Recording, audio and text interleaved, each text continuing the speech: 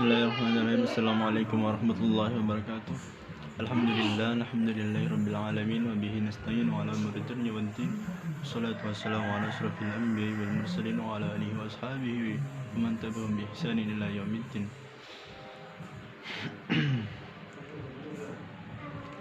Kami dari kelompok 9 ingin menyampaikan atau mempresentasikan makalah yang bertemakan peradaban masa Daulah Utsmaniyah di Turki hingga Mustafa Kemal 1300 Masehi sampai 1922 Masehi. Dosen pengampunya yaitu Bu Nadia Kamila yang kami hormati MPDI, disusun oleh yang pertama Ismi Rifatul Mahmudah 2119241, yang kedua itu Nur Khofifah 2119246, yang ketiga yaitu ada Hawin Fadna 2119255, kemudian yang terakhir yaitu ada saya sendiri Aulia Reza Baskara NIM 2119258. Pembahasan yang pertama di sini yaitu ada sejarah peradaban Islam pada masa dinasti Turki Utsmaniyah. Nama kerajaan Utsmaniyah diambil atau dibangsakan kepada nenek moyang mereka. Yang pertama, Sultan Utsman Ibnu Sauji Ibnu Artogol Ibnu Sulaiman Shah Ibnu Hiya'ab, kepala kabilah Kab di Asia Tengah. Awal mula berdirinya dinasti ini banyak tertulis dalam legenda dan sejarah sebelum tahun 1300 Masehi. Dinasti ini berasal dari suku Oghuz yang mendiami daerah Mongol dan daerah utara negeri Cina kurang lebih 3 abad yang lalu. Pada waktu itu, kemudian mereka pindah ke Turkistan, Persia, dan Irak. Mereka masuk Islam pada abad ke-9 atau 10 ketika menetap di Asia Tengah.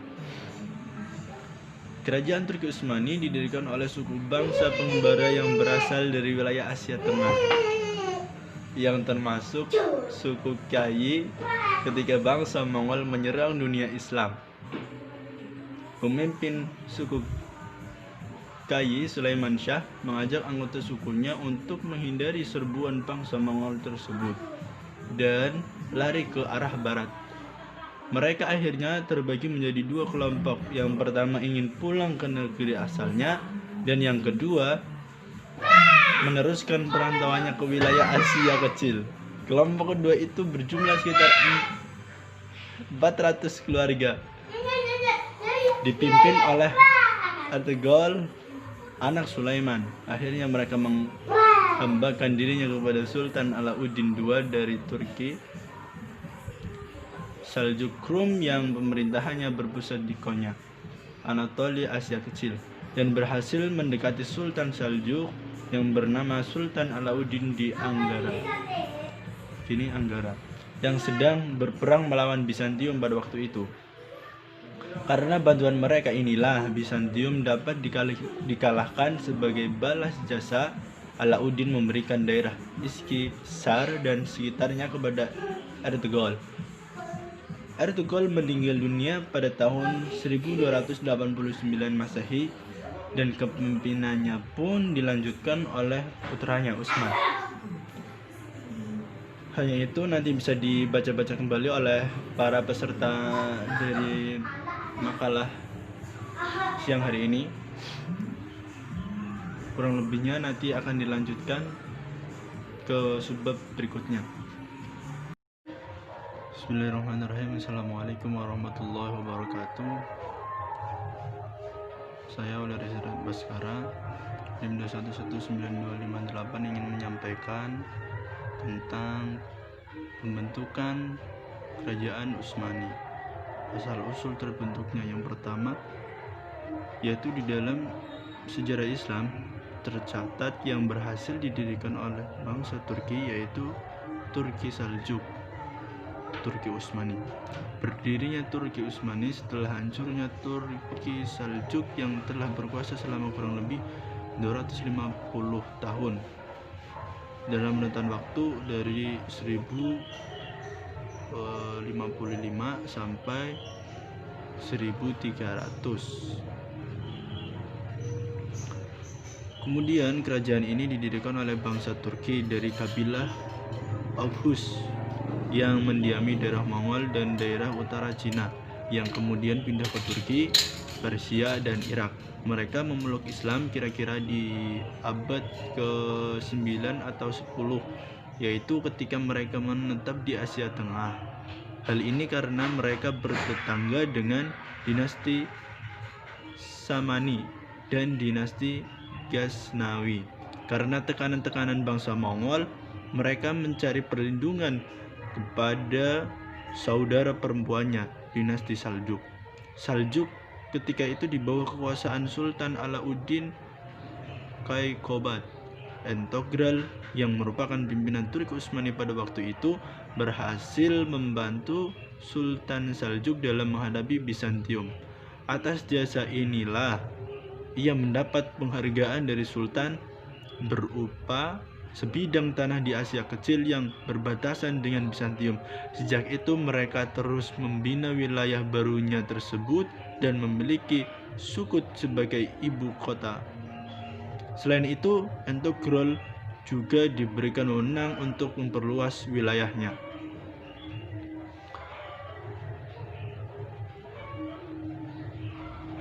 Dan setelah Entogrel meninggal, kedudukannya sebagai pimpinan Turki Utsmani digantikan oleh anaknya Utsman.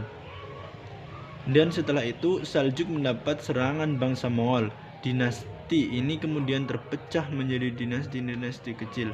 Pada saat itulah Utsman mengklaim kemerdekaan secara penuh wilayah yang didudukinya, yang semula merupakan pemberian Sultan Saljuk sendiri, sekaligus memproklamasikan berdirinya kerajaan Turki Utsmani. Inilah asal mula mengapa kemudian diberikan nama dinasti Utsmani. Hal ini berarti bahwa putra Entogrel inilah dianggap sebagai pendiri kerajaan Utsmani. Sebagai penguasa pertama dalam sejarah, ia disebut sebagai Utsman yang pertama atau Utsman yang ke-1. Utsman memerintah pada tahun 1290 Masehi sampai 1326 Masehi.